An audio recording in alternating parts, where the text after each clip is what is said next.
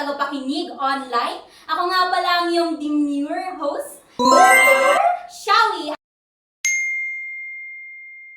at your service. At ako naman ang iyong cute si host na si Thea. Si Kamo! Karoon ko, gaman ka naman! At ngayon, napakalumig ng panahon, partner. At kasing init ng ating pag-uusapan, yung nararamdaman ko ngayon. Gano'n ba kainit yung partner? Yung init na talagang parang yung loob mo gustong-gusto nang sumayaw. Parang Ay. nakaka-excite na may pag-uusapan natin ngayon, Oo. partner. Sino bang makakasama natin ngayon? Ayan, bago natin ipakilala ang ating mga kasama, ayan, alamin muna natin yung mga issue na napapanahon talaga ngayon, Oo no? nga, partner. Balita ko, tumataas na daw yung porsyento ng teenage pregnancy. Diyos ko. Oo Mga nga, bata no? ngayon, partner. Kaya kailangan na natin ng payo ng ating mga eksperto at magagandang eksperto. Grabe, sino Ayan, yung kaya magaganda na yan? ipakilala na natin ang ating mga special guest, ang ating magagandang dilag at panganahan ng ating psychologist ng bayan. Actually, napakaganda na itong mukha talaga siya. Ay, grabe AI at talaga. Barbie. Uy, sino ba yan? Ang ating psychologist, Isabel Almogel. Ayan, welcome po. Welcome. At makakasama din natin ang ating super hot, grabe Grabe naman sa hot, yan. na nurse and youth advocate na si Minya Alvaro. Ay, welcome po. Welcome to our podcast.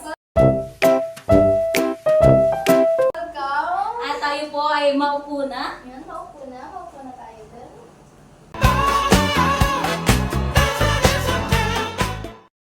Dadako naman tayo sa ating pagtatanong at pagsasagot nila ng mga katanungan nating nakahanda na Yes. dito. At ngayon, tanungin natin si Minya, ang ating youth advocate, na para sa mga hindi ganun ka-familiar, ang dami nilang katanungan na tinatanong nila kung ano talaga ang kahulugan at ano bang meaning ng sex education.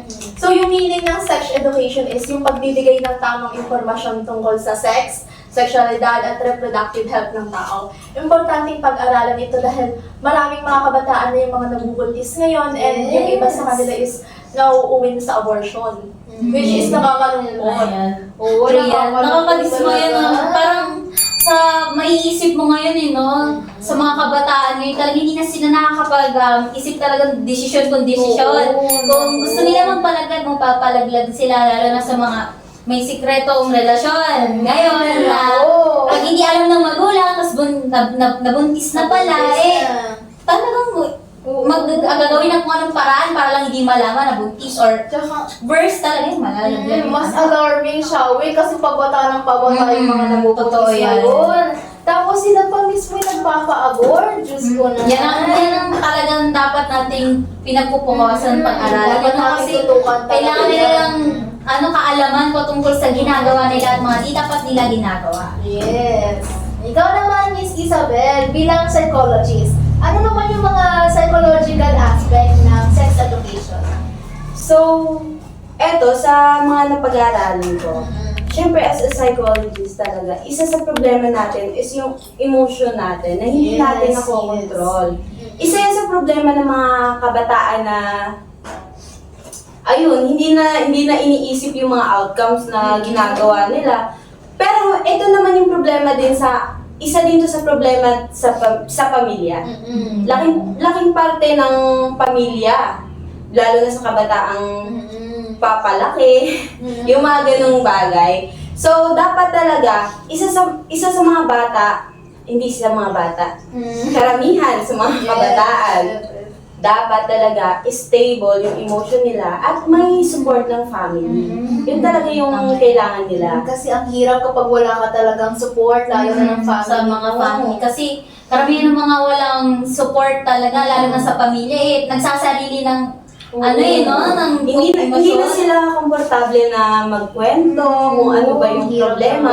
So yung hanggang sa dumadating yung point na kailangan nahanap natin sa iba na alam niyo na partner na yung Diyan lang hinahanap. pumasok yung comfort na tinatawag Oo, natin. yan. Hindi na siya comfort. Comfort plus flirt. Grabe na mga talagang naririnig ko yan eh. Kada oh my God, may comfort na naman yung mga babasa dito. Kakabasa ko lang pa. Yung comfort na nauuwi sa ano. Ay!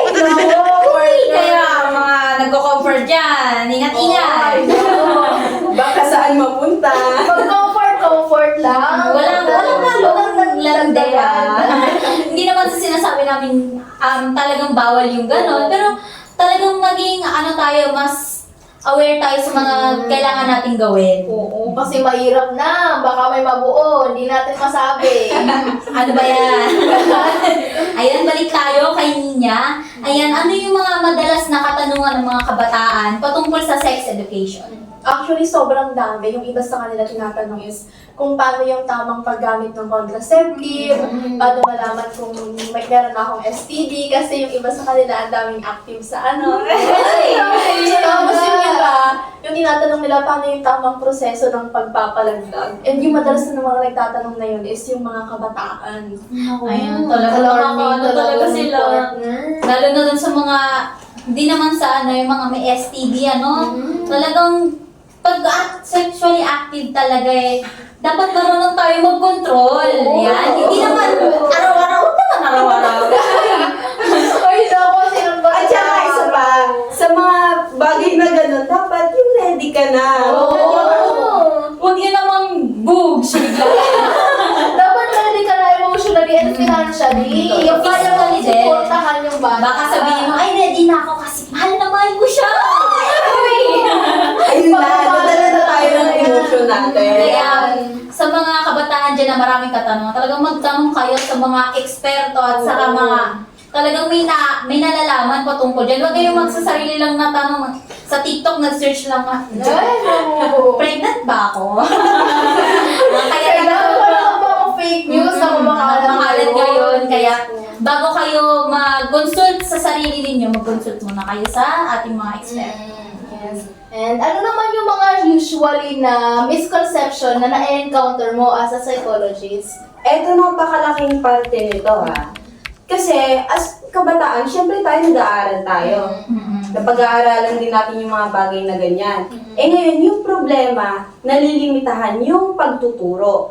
Na dapat, pinapaintindi sa atin yung kahalagahan ng sex education. So yun, yung problema natin ngayon is mabanggit lang ng saglit yung kasarian ng isang tao, tatawanan na natin.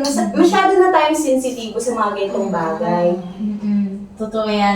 Yung mga natin, hindi open-minded. Oo, hirap kapag hindi ka open-minded, nagiging sensitive ka. Hindi open-minded, pero green-minded.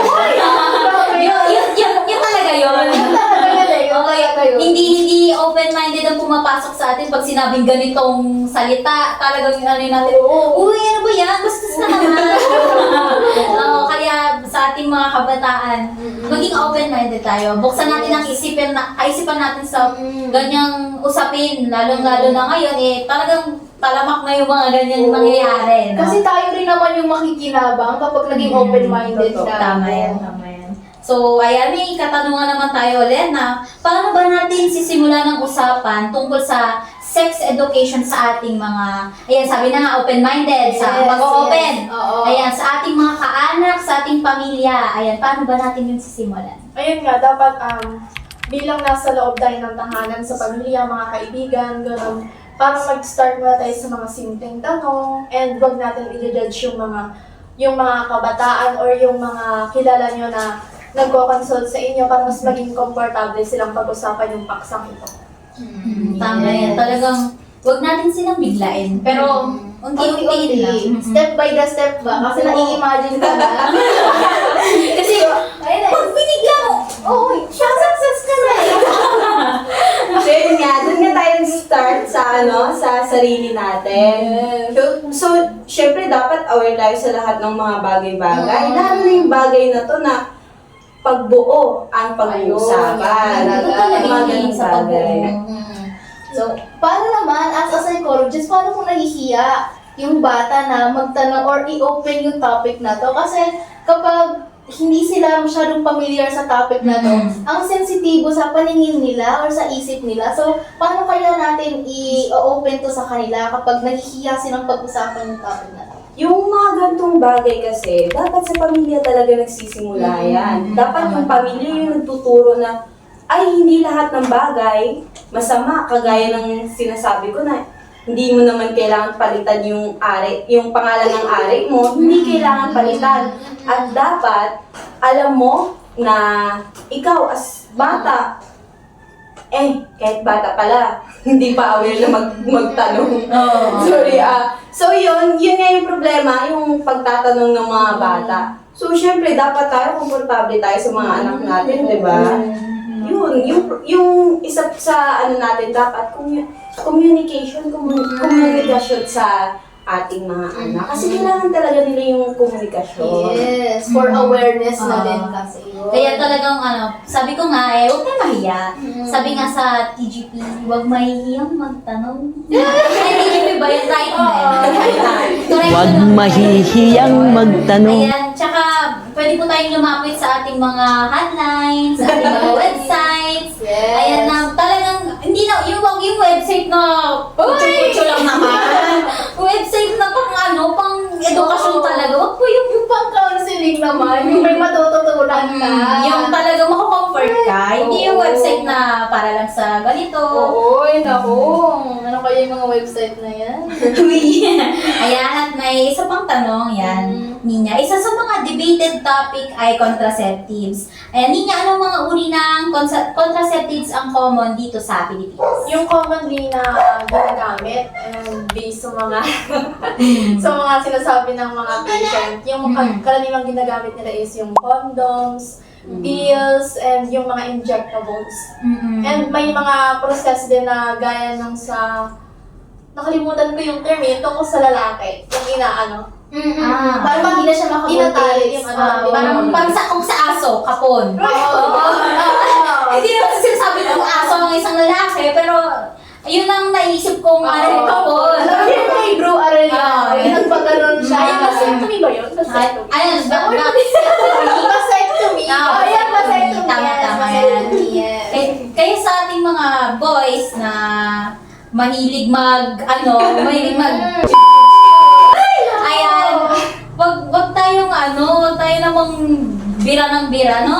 Isipin tayo kung kaya ba ng ating partner, kung kaya ba natin i-handle, at isipin natin kung yung kaya ba natin sa sarili natin mangyari, kung may mangyari man, may mabuo, panagutan. Yes. Ayan, lalo na ngayon, ang daming contraceptives, na wala namang natural, sabi niya, withdrawal. Yan, yung withdrawal na, Safe. hindi natin totally masasabi na safe yan. Pero yung karamihan, makikita mo sa social media, safe yan kasi nagamit ko na yan. Ayan. Pero isipin po natin na lahat ng mga contraceptives, may possibility pa rin naman po silang nabuntis ka pa rin naman. Pero na lang talaga kung talagang sinabi sa'yo ng eksperto na hindi ka na talaga mabubuntis. Oo. Ayun. So, usaping partner naman, sino ba dapat sa kanilang dalawa, sa babae at lalaki, nag-open sa topic na to? So, ayun. Yung ganitong bagay talaga. Alam, naiisip nyo talaga lalaki yung nag-open ng mga ganito, di ba? So, ayun nga. So, yung mga lalaki nag-open, dapat yung mga kababaihan din naman, open din sila na pakinggan yung partner nila. Pero, sa usapang kabataan tayo, ha? Wag muna. Bata pa. Alam nyo na.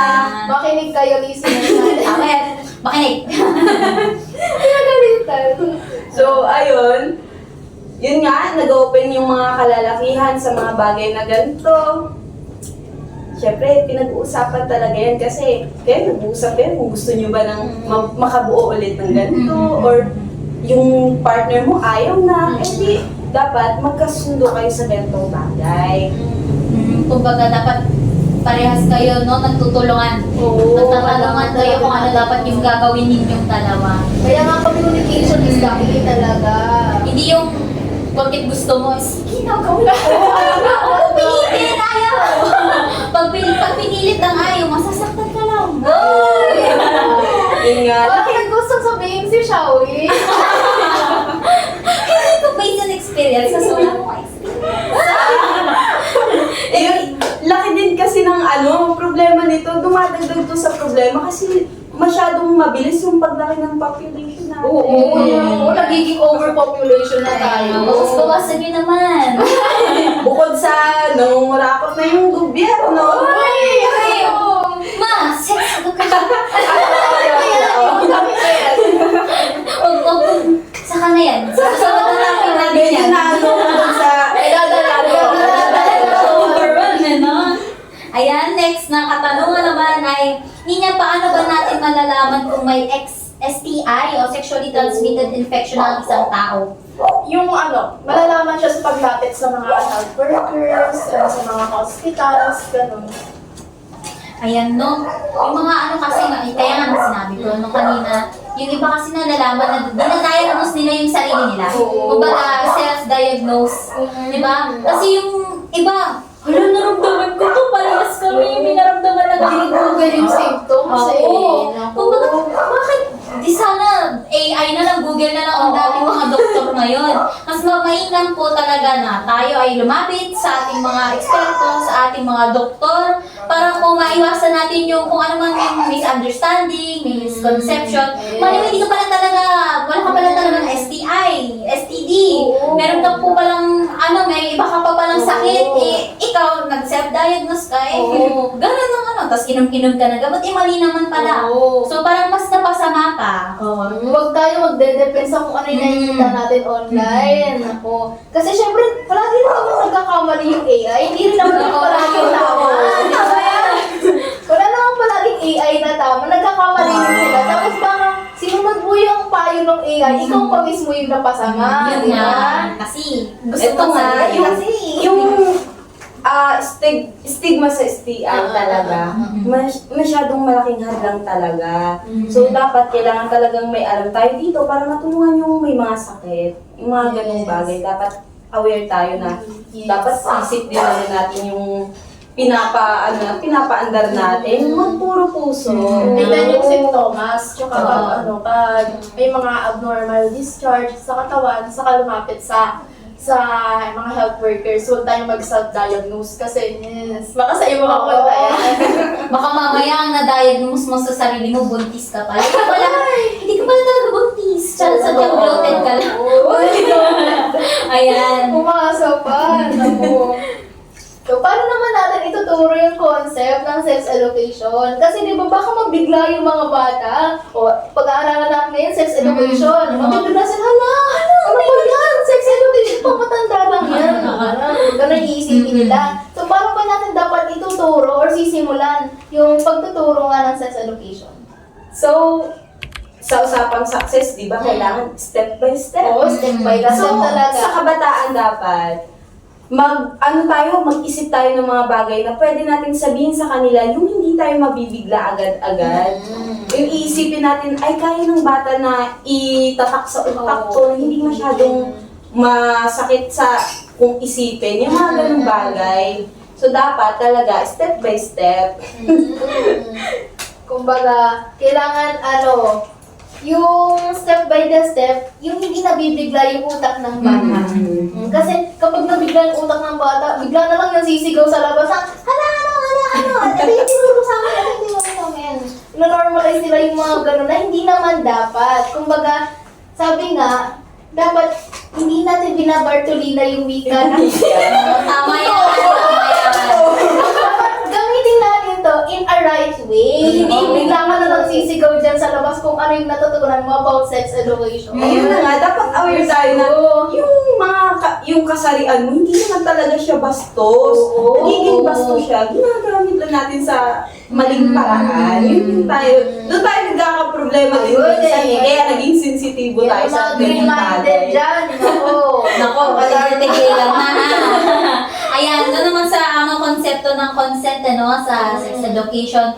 Kapag ang tao ay consent. Kapag willing ka, hindi pwedeng pilitin ka na pag-aralan mo ang sex education. Madami kasi na pag sinabing ayaw, pipilitin pa ng mga Kapag sa atin naman, mga health workers, so pag may talagang close-minded na isang tao, huwag nating pilitin sa kanila kung ayaw talaga nila kasi mangyayari, hindi na mas lalong hindi nila papakinggan, mas lalong talagang mag-ano Yes. sila kung sino man sa rebelde, mas lalong ilalayo nila yung sarili nila sa atin. Dapat komportable yung isa't isa. Totoo yan. Kasi kapag komportable ka, mas masasabi mo yung lahat. Oo. Mas masasabi mo yung saloobin mo. Oo. Magiging Isa din yun sa open ka. tinuturo dapat sa mga kabataan na maging komportable tayo sa kanila para pag may problema, yun nga, madali tayong lapitan. Yes. Tama yan. Ayan, next naman na katanungan ay, Ninya, ano ang maipapayo mo sa kabataan na kung sa tingin nila ay hindi respected ang kanilang boundaries? Kagaya nga lang sabi ko, lumapit sila sa mga trusted adult, yung mga health workers, and yung mga tao na tingin nilang makakatulong sa kanila. Totoo yan kasi yung mga may tayong tao kasi may mga boundaries din tayo no. Yes. Yung sa tingin natin parang tama na, hindi na ano yung kumbaga sa boundaries to hanggang dito lang ako lumagpas ka na. Kasi lang pinipilit pa din talagang lumapit na tayo sa mga kinauukulan, ganyan. Magsabi na tayo, huwag na natin patagalin pa. Oo. Kasi Ayan. tayo rin yung magsasuffer kapag kinikin natin yung mga ganyan. Totoo yan. Ayan.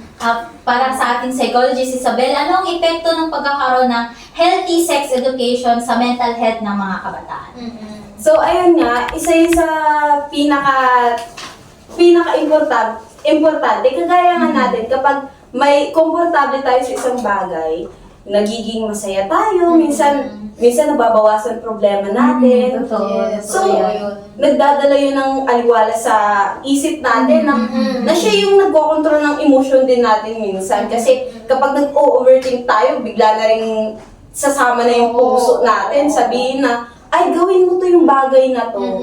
So, Mga gano'n. impulsive thoughts natin, tsaka intrusive thoughts. Kaya talagang kapag komportable ka sa isang bagay, mas madali kang makapagsabi kung ano yung mga, halimbawa may sikreto ka, pero komportable ka sa taong yun at trusted mo yung isang tao. Talagang makakapag, ano ka na maiisip mo sa sarili mo, ay okay pala ako dito sa taong to, na kaya kong ilabas yung mga kailangan kong ilabas. Kung paano tayo makipag-usap sa mga close friends natin. Oo, so kung sa close friends mo nga, masasabi mo yung secret mo Oo. Why not sa ibang tao na talagang trusted at mapagkakatiwalaan natin? Ano?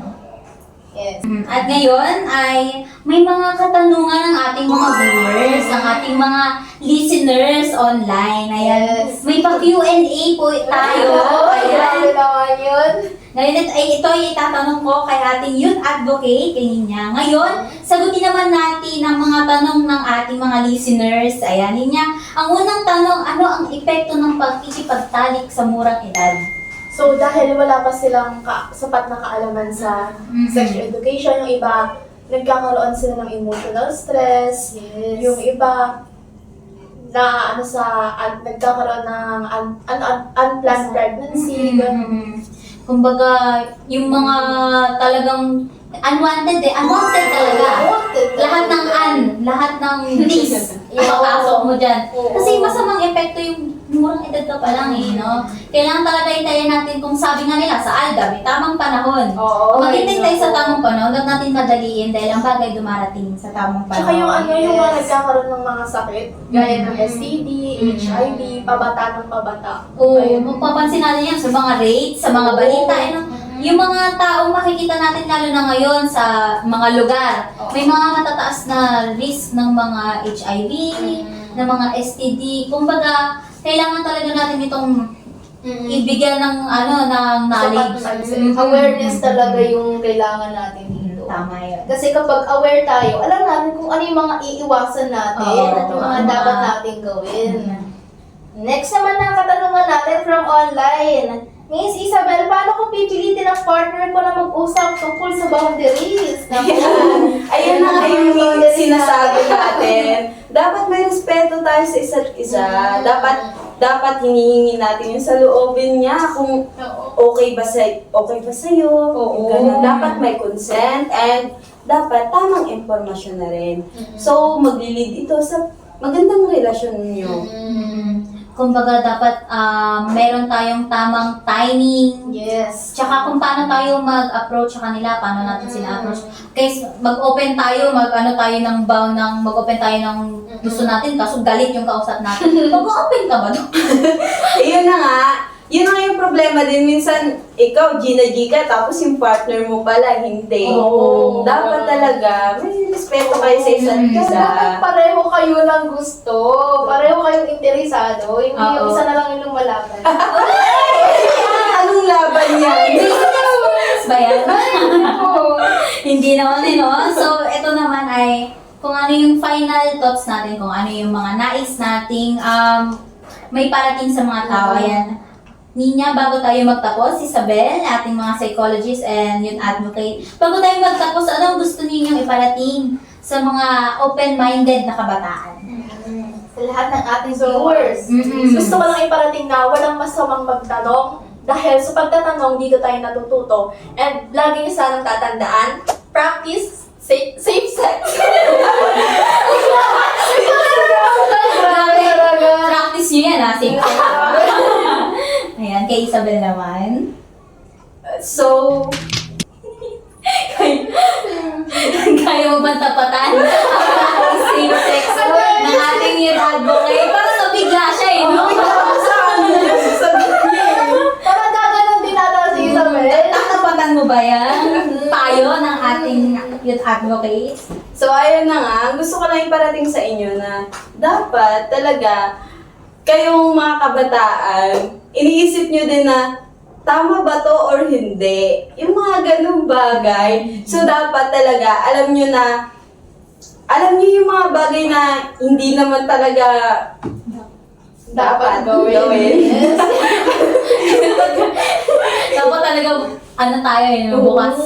Open-minded. Mm. Tsaka dapat may kaalaman talaga tayo sa bagay na yun bago na. And add ko pa, yung mga kaalaman na natutunan natin, ngayon, alam na natin tama ang natutunan natin, dapat ilagay naman natin to sa, kumbaga gamitin natin ng maayos. Yes. Yung kaalaman natin, baka mamaya ginamit mo naman sa ibang paraan. Yun ako, yun naman ang mahirap. Tayo matadapa talaga. Yun nga, eh, no, pag pinakinggan mo, huwag mo ilabas sa kabilang tenga. Ipasok mo sa loob ng sarili mo. Yes. Kumbaga, i-apply mo sa sarili mo, gamitin, pahalagahan, at syempre, i-share din sa iba. Yes. Hindi naman masamang mag-share ng ganon. Basta kaya mong i-share mo. Hindi naman Yes. masamang mag-share. Kumbaga, yun ay pag-care na din, o pag-ano din sa ibang tao na nais mo din maprotektahan patungkol dyan sa kwentong yan. Okay, so maraming salamat po ating mga guests, Miss Nina, Miss Isabel. At para po sa ating mga viewers and listeners, always check our trusted resources and always check our health centers. Huwag po tayo magde-depend lang sa mga AI or sa Google na yan. Kasi baka kayo pa mismo yung mapasama. Nako. Kaya, Yan tayo yan, huwag tayo magpakuro-kuro lang at pumunta sa doktor kwak-kwak, eh, no? Oo. Yan, matuto tayong, makinig sa mga tagabayo, mga opisyales, at talagang anuhin natin ang sarili natin. Ibilong natin ang sarili natin sa mga ganitong usapan. ayan, pumunta talaga tayo sa mga tunay na eksperto, Oo. hindi yung ekspertong AI na kilala mo. Huwag tayong muna sa fake news. Yes, Ayan. pa naman. Kaya, hanggang sa susunod na usapan, ako nga pala ang iyong demure na host, Shawi, at your service. At ako naman ang inyong cutesy host na si Thea. Cutesy! Masyado ako sa cutesy niya, no? Ayan, at kami ay nagsasabing maging responsable, magtanong at magbigay respeto. Ayan, dyan na naman po kami nagtatapos. At maraming salamat po sa ating mga viewers at tagapakinig. At hanggang sa muli, salamat po. Bye!